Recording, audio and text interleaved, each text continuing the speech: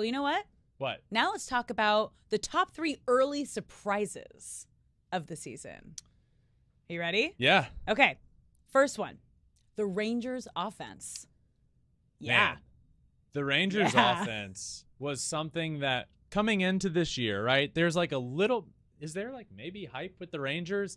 And then after their series with the Phillies, there's like real hype around this team, right? Like, in the offense, they have Simeon and Seager, who over 300 in their first few games, but Adolis Garcia hitting over 400. Robbie Grossman with a huge home run on opening night. The reason that this is a surprise for me is not because they don't have the guys in the lineup.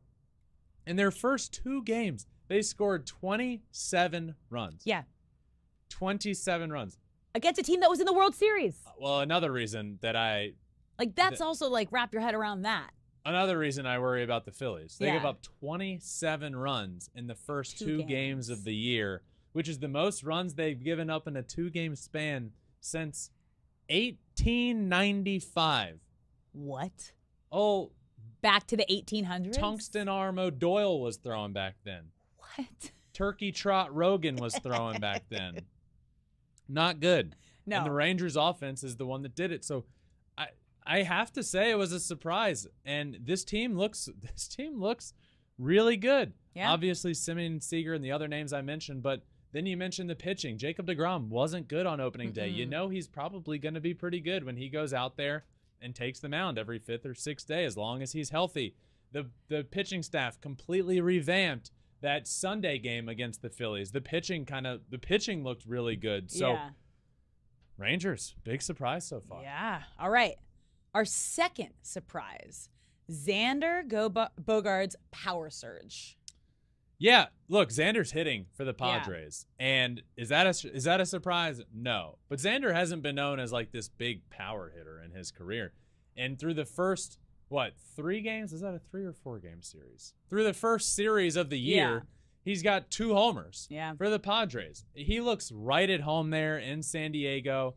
And, he's coming over, spending his whole career with the Red Sox. One thing I found interesting here, I saw an interview with him on, it was MLB Network, and they asked him about, being with the Padres and how's it been being there.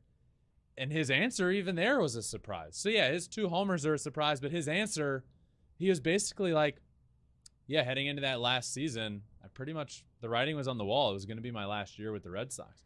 He goes, spring training, deal didn't get done. We were really nowhere close. It didn't go how I wanted it to. So I came to terms with that was going to be my last year there. And normally somebody asks you, like, what's it like being in San Diego? How's it like being away from your team you were with your whole career? They're like, it's different, switch up, but I'm here now and I'm excited. Nah, he was like, knew this was coming. Peace out, Red Sox. Xander Bogaerts seems right at home with the Padres, and the power seems to be coming, which is something that I wasn't expecting right away. And this might also be an overreaction, but is he already one of the greatest Padres of all time? Come on. Producer Taylor, who is a diehard Padres fan. Every time I look down at my phone, I have a text that says, Xander Bogaerts, second greatest Padre of all time. Second greatest Padre of all time. Come on, man. Not yet. All right. Okay. Not yet, but soon. Not yet, but soon. Okay. And our number 1 surprise, Dansby Swanson as a Cub, also looking right at home. Yeah, for me, this is just how much he looks like he was born to rock the Cubs pinstripes, right? Like, Dansby was an Atlanta guy. He's the shortstop in Atlanta. You expect him to get a deal done. You expect him to be in Atlanta forever. The hometown kid, huge Braves fan. And now the deal just doesn't happen. The Braves did not show the interest that everybody thought they might. And he ends up signing with a new team, new location, new team.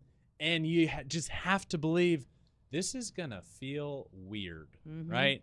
And it just didn't. Through the first series of the year, Dansby's hitting over 500, 583, a 1,300 OPS, great defense, a backhanded diving play, one hopper, a couple hopper to first that barely gets a guy. Like, defensively has been great.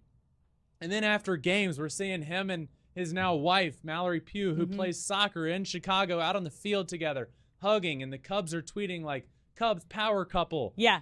I will be the first to admit, I did not think it would look like this. And he has looked right at home. He has looked like he was born to be a Chicago Cub.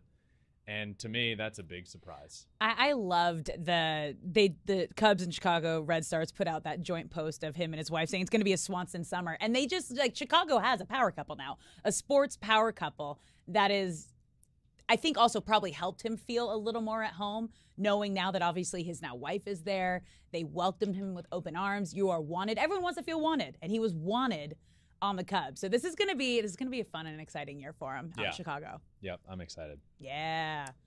Thanks for watching. If you love Flippin Bats, swinging 3-0, or just talking ball, join us. Call us at 213-537-9339 with your questions. We have a weekly guest, and we have a lot of fun, so hit that subscribe button.